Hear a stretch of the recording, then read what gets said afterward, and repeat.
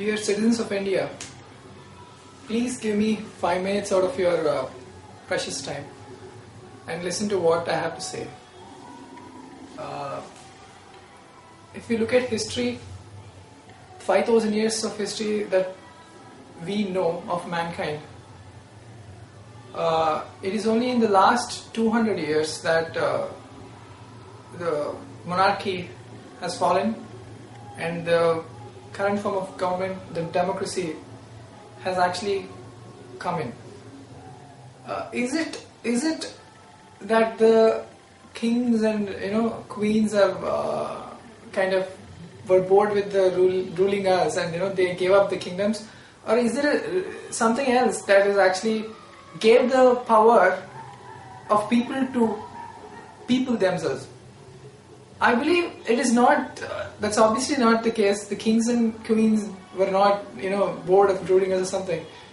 They actually, if you seen the history of newspaper, it actually began around 17th century, and in 50 years down the line, people were so much aware that they no longer needed the kings to rule them. We started ruling ourselves. We started electing our representatives. This is the form of government wherein we elect somebody, we elect a representative who rules us. It's a representative democracy. And I believe this form of government has been there for the last 200 years in most of the parts in the world. India, we had our democracy from the last 50 years. But somehow, the politicians have tweaked around the system. There is so much corruption even now. I mean, don't get me wrong. The current form of government is really, really good compared to what we had in monarchy. The kings actually slaughtered people. They raped women. It was horrible. But after that, in the form of government right now, it is far better, but it's not the best. So we are in a constant process of evolution. Now, I believe the time for change has come, wherein we change from the representative democracy to a newer form of government, which is the participative government democracy. Let me explain what I mean by that.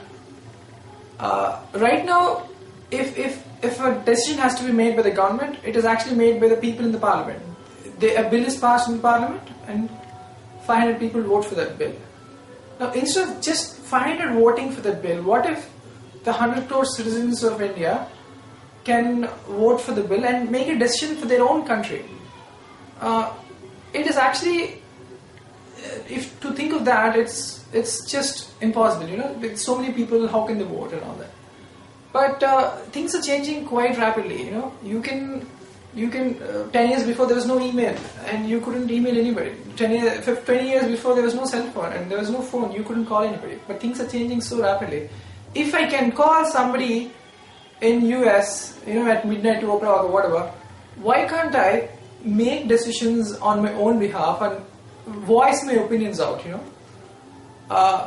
Instead of just the 500 people in parliament making decisions for me, if I can make decisions for myself, that will be better because it's more responsible. I'll take responsibility for my decisions, And I believe we can do that, If we use the cell phones rightly, we have around 85 crores cell phones in India, and that is more than the voters in India actually.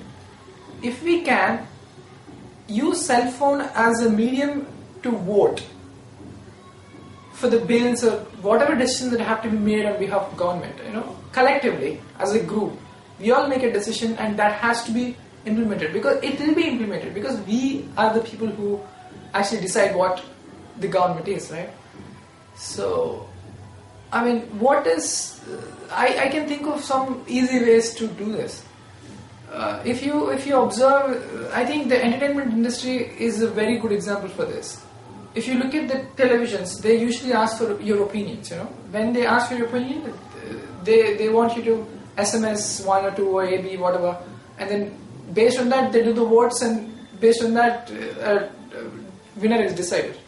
Just the way it happens in that television, can televisions actually broadcast a bill that to be placed in parliament and then they give you the analysis, what are the goods and what are the bads of this bill, and then they ask you to vote for you. You call a toll-free number, and in the toll-free number you type yes or no, and the television the channel collects this information. There are so many channels, they all collect this information, and they actually kind of collect this data, and then out of which they can actually make a decision.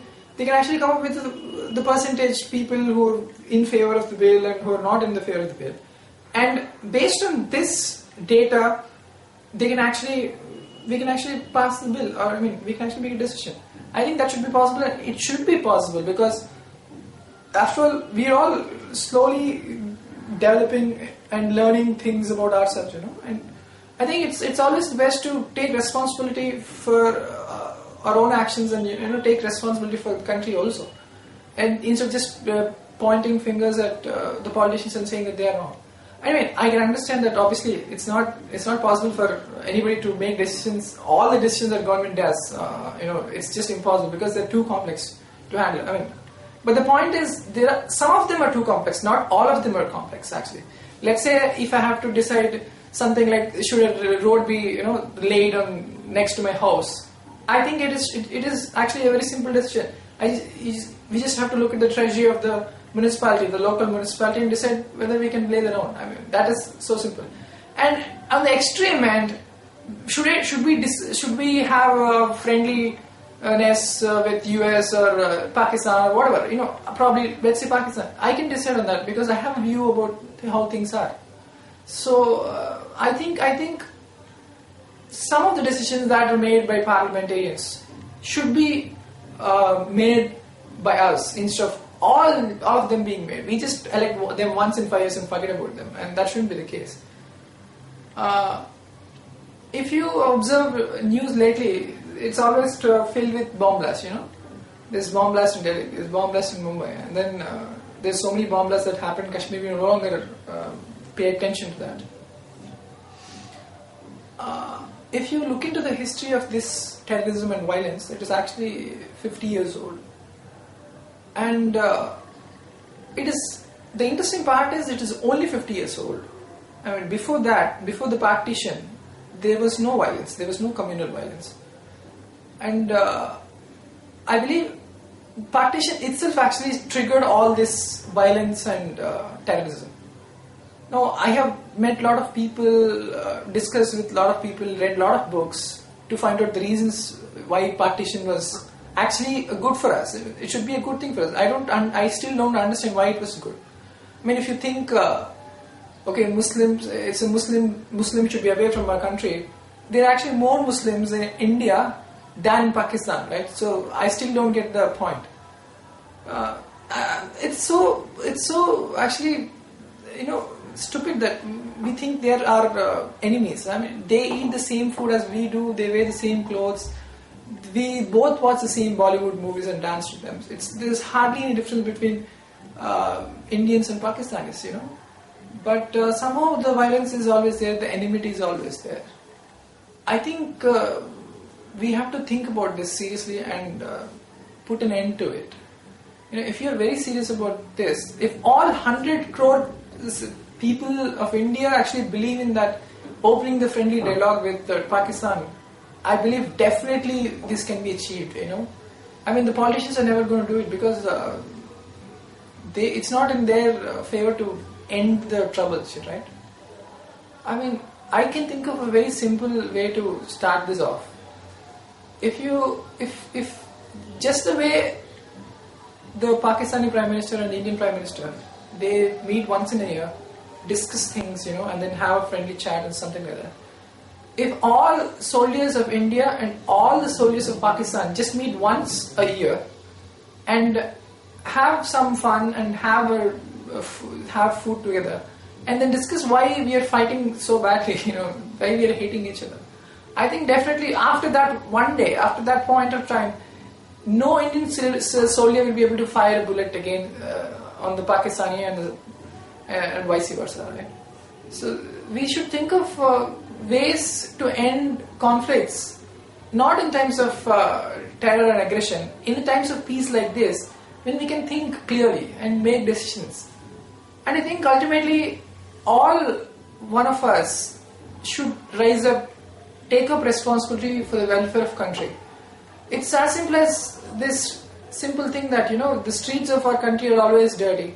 Whereas your house, the inside of house, it's so clean because there is somebody to take responsibility for the house and there is nobody to take responsibility for the outside. So hence it's always dirty. I think ultimately things will change only if all of us actually volunteer and take responsibility for the welfare of country and at least think 5 minutes or 10 minutes per day. Thanks for listening to me. Jai Hind.